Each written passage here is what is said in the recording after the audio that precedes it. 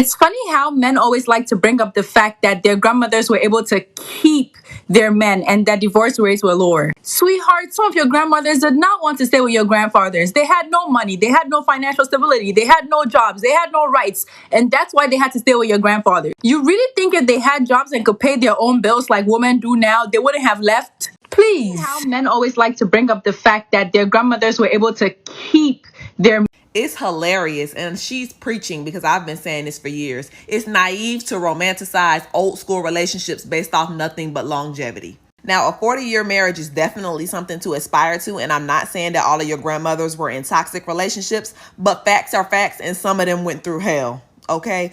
Fannie Mae went through hell. Some of y'all grandpas was laying dick from Harlem to Mississippi, had kids in every state. Your grandmother knew about it, but she could not leave because she was, number one, indoctrinated to believe that she could not survive without a man. Two, had no resources or financial standing. She could not even get a bank account if Willie Earl did not sign off on it. Some of them had to suffer through abuse and mistreatment because if they left, they would not be able to feed their children. Stop reducing that to them just being ride or die because it's honestly disrespectful. We live in a different time that we should be grateful for. Stop encouraging women to struggle and suffer because your grandma did.